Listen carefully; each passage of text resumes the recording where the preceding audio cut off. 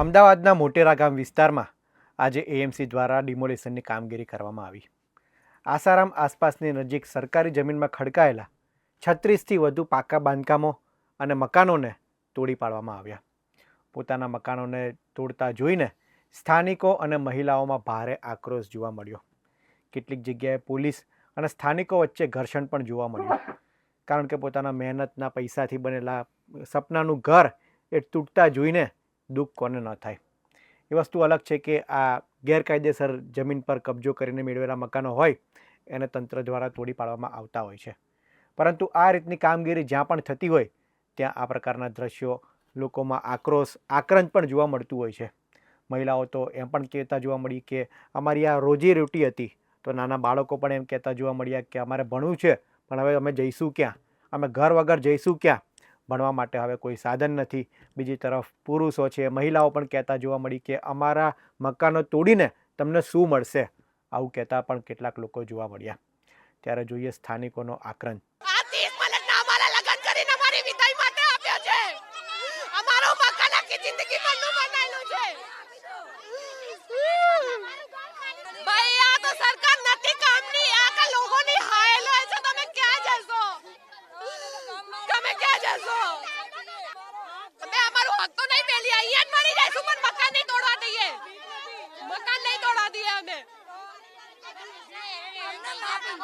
અમને ખાલી ઘર માપીને આપી દો, અમે જાતે તોડી કાઢીશું. આટલી મોટી યાર લોકો મશીનરી લઈને આવે, થોડુંક બી અડાને અમારું આખું ઘર પડી જાય સર. અમને ખાલી માપીને આપી દો.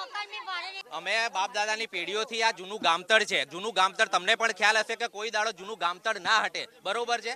ઇન્દિરા આવાસ યોજના હેઠળ ખેત મજૂરો જે હતા એ બધાને આ પ્લોટ 50 વારના કાયદેસરના પ્લોટ ફાળવવામાં આવ્યા હતા, બરોબર છે. એના જે હવે એ ટાઈમે થોડું ઘણું બાંધકામ વધારાનું કર્યું હશે, મેં ના નથી પાડતા, પણ કાયદાકીય પ્રક્રિયા પ્રમાણે એ લોકોએ અમને નોટિસ આપવી પડે કે ભાઈ 50 વારની ઉપરનું જે બાંધકામ છે એ અમે માપી આપીએ છીએ અને તમે તોડી નાખો, નહીં તો અમે પછી બુલડોઝર લઈને આવીશું. એની કોઈ પ્રક્રિયા આ લોકોએ કરી નથી. અત્યારે સીધા બુલડોઝર લઈને જ આવે છે. બુલડોઝર થી પાડે એટલે 50 વારની ઉપરનું તો બાંધકામ પડે, પણ અમારું 50 વારનું જે કાયદેસર છે, લીગલ છે, એ પણ પડી જાય. એટલે આ લોકોનું કેવું છે કે એ લોકો એ પાડી નાખે અને જમીન બધી સરકી જાય અને જમીન ખેંચીને આ અને બિલ્ડરો અને એમના મળતિયાઓ અને અધિકારીઓ આ બધાને બસ ભ્રષ્ટાચાર કરવો છે આ મેટરમાં.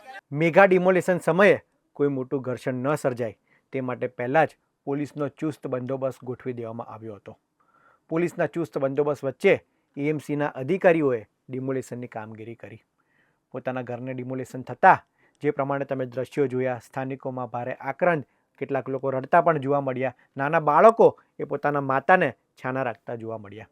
ત્યારે આગામી સમયમાં હવે આ લોકો ક્યાં જશે, શું થશે, તે મોટો સવાલ છે. તમે આ અંગે શું માની રહ્યા છો તેમને કોમેન્ટમાં જરૂર જણાવશો. આવા જ ઇન્ફોર્મેટિવ વિડીયો માટે વીટીવી પંચાયત જોતા રહો. ધન્યવાદ.